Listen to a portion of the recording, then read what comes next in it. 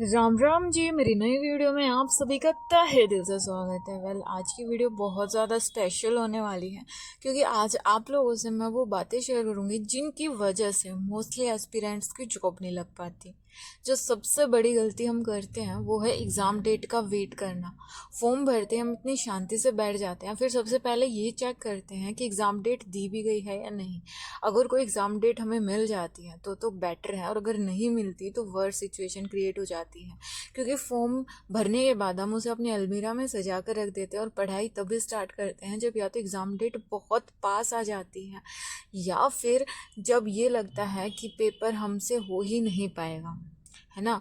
दोनों ही सिचुएशन कुछ ऐसी हैं जो आपको पास होने से रोकती हैं। कॉम्पिटिटिव एग्ज़ाम में मैं ये कहूँगी कंपटीशन बहुत ज़्यादा है, लेकिन सिलेबस भी कोई इतना ज़्यादा टफ नहीं है कि कोई क्लियर कर ही नहीं सकता।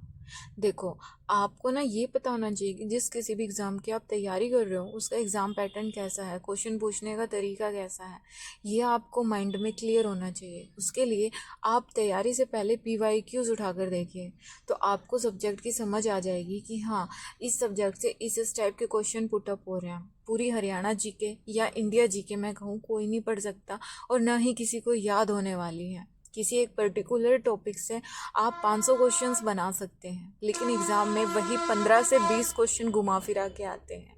तो इन शॉर्ट मैं कहूँ तो आपको पहली बात तो ये कि एग्ज़ाम डेट का वेट नहीं करना चाहिए, फॉर्म भरते ही आपको अपनी तैयारी स्टार्ट कर देनी चाहिए। दूसरी बात ये कि आपको मल्टीपल सोर्स से नहीं पढ़ना चाहिए, सिर्फ एक सोर्स पढ़िए और उसी को मल्टीपल टाइम्स रिवाइज कीजिए।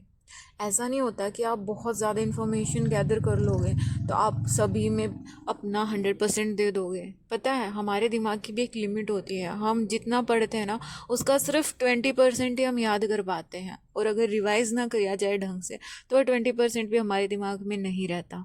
इसीलिए चीज़ों को मल्टीपल टाइम रिवाइज़ करना चाहिए। मैं बताऊँ आपको, बेशक आप अपना 100% सिलेबस कवर ना कर पाओ, 80% ही करो, लेकिन वो 80% आपको बिल्कुल टिप्स पर होना चाहिए।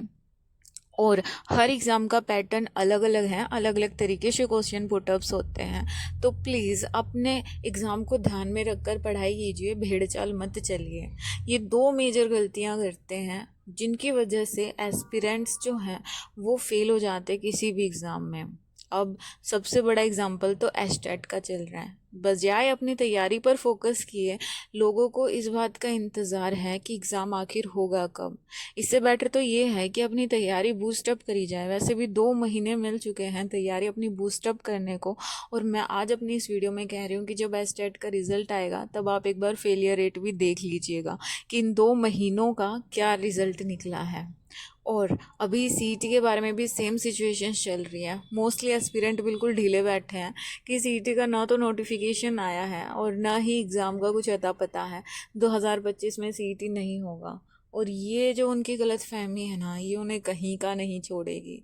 हरियाणा CET एक ऐसा, मैं आपको बताऊं, ऐसा एग्ज़ाम है जिसका वेट हर कोई कर रहा है और हर कोई एस्पिरेंट चाहता है कि उसका CET क्लियर हो, क्योंकि इसके बेस पे बहुत बड़ी वैकेंसी आने वाली है। और ये नायब सैनी की सरकार है, ये अगर बोल देती है तो करती है। थोड़ा टाइम लग सकता है, लेकिन हाँ, वैकेंसी तो आएंगी। तो आप अपने दिल पर हाथ रख के देखिए कि आपकी तैयारी उस लेवल की है कि जो CET पास होने के बाद जो मेंस वाला पेपर होगा उसमें आप कैंडिडेट्स को टक्कर दे पाएँ। क्योंकि ये वही कैंडिडेट्स होंगे जो लास्ट ईयर CET में 1 या 2 नंबर से रह गए, या फिर मेरी तरह वो होंगे जो ग्रुप D में फ़िलहाल जॉब कर रहे हैं लेकिन एक बेटर जॉब सिक्योर करने के लिए आगे बढ़ रहे हैं। तो इस बार कंपटीशन बहुत टफ होने वाला है। बजाय एग्ज़ाम डेट का वेट करे, बजाय नोटिफिकेशन का वेट करे, अपनी तैयारी को अभी से बूस्टअप कर दो। तब देखना एक एक करके धीरे धीरे आपके सारे एग्ज़ाम क्लियर होते चले जाएंगे। मिलती हूँ आपसे नेक्स्ट वीडियो में, तब तक के लिए जय बाबा की।